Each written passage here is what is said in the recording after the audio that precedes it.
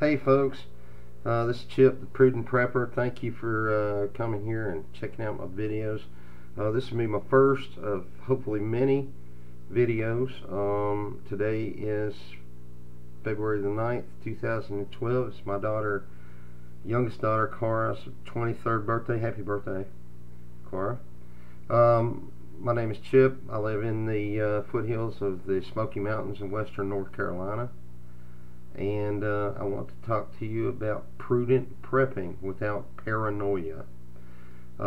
Basically what it is I believe that as FEMA themselves recommend that we should have at least a minimal amount of food, water, and first aid and comfort items set aside in case of a disaster, whether that's a natural disaster or a man-made disaster. I'm not gonna, get into conspiracy theories and things like chemtrails and just New World Order stuff and all of that. Although there's plenty of people on YouTube who, if that's what you want to listen to, you can go and find them. There's plenty of them. This is more about prudence and not paranoia. Just an example of some things that potentially could go wrong, and some good reasons why you should have some things put back for hard times. We're living in uncertain economic times right now. I don't think I need to tell you that. Unemployment is very high. There are millions of people without jobs right now. Even for folks like myself who are self-employed, it's very difficult to find work at this time. Once upon a time, as an electrical contractor, I could bid 10 jobs and get 4 of them, maybe 3, maybe 4. Now I'm the same situation. I am bidding 100 jobs and maybe getting 1 or 2, and I'm having to do them at a deep discount. The world's a dangerous place at all times. This is a dangerous place to live, this world. There's a lot of people out there who are unkind and who, for their own selfish motivations, do what they do. The world can be really inhospitable. Let's look at a few situations. Obviously, I mentioned job loss and financial uncertainty. But some natural disasters that can and often do strike without any warning at all. Heavy snowstorms. Heavy snowstorms that can bring down power lines. Ice storms that can bring down power lines. You may be out in your car when a heavy snowstorm or an ice storm hits, and what are you going to do? If you're 20 miles from home, how are you going to get home safely? Do you have a get home bag, an emergency kit in your car, so that A, you can either wait for help to come, or B, you can go ahead, grab your pack, and head home? That's something that we'll address later on. But ice storms, snowstorms, earthquakes. I know that where we live here in the foothills of the Smoky Mountains, obviously a mountain chain is on a fault line. Earthquakes are always possible. Even living in Nashville, Tennessee, I can remember times growing up, and even as an adult, when the New Madrid Fault, it's over by Memphis, runs along with the Mississippi River, let loose several times, and there were minor earthquakes. They say that a big one is due. They don't know when it'll be. It could be in any time. And when that earthquake happens, it's going to be a big mess for people living in Memphis and a lot of the central areas of the country. It'll probably even affect us, because much of our power comes from TVA, and we're connected to the same grid. Tornadoes. If you've lived in Tennessee or North Carolina or pretty much anywhere in the middle of the country, you know the very real possibility of tornadoes. In the late 90s, while I was living in Nashville, a tornado came through and just destroyed the east side of Nashville. It was months before power was restored in that part of town. Hurricanes. Hurricanes are a very real possibility for folks living on the coast, either the southern coast, Florida, Mississippi, Alabama, parts of Georgia, Texas, Louisiana. Remember Katrina? What a mess that was, huh? And also on the eastern coast, North and South Carolina. We've actually felt the effects of hurricanes right here, all the way to the mountains. They come in when that far sometimes with the high wind and the rain. Flooding is not a problem in my area, but 2 years ago, in May of 2010, we were in Nashville visiting. We were there for my daughter's wedding, actually. Excuse me. And a good portion of Nashville was flooded. Franklin, where we were staying, was just an absolute wreck. So that's a possibility, flooding.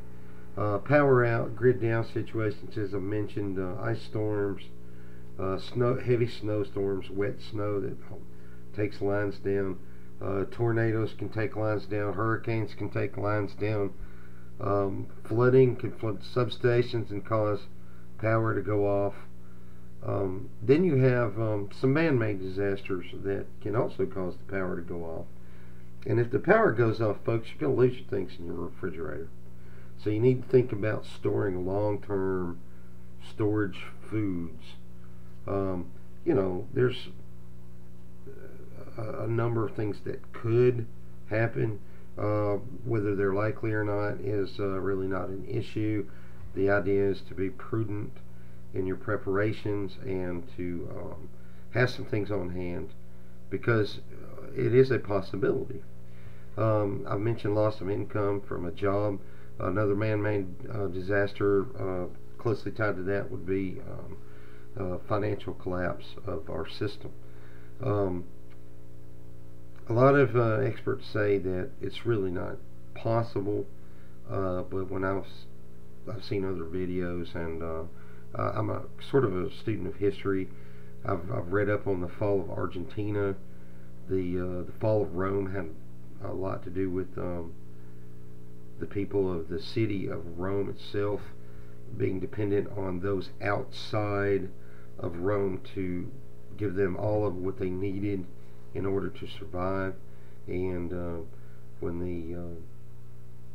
the armies of Rome were attacked and defeated outside of the city of Rome, much of the supply lines that brought supplies into Rome were a big cause of the failure of Rome.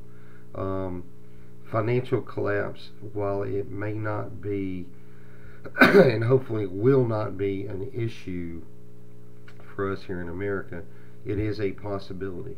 As of this time, we're nearly $17 trillion in debt. We have the biggest debt that we have ever had, and the irresponsible politicians in Washington D.C. are doing pretty much nothing but keeping the status quo.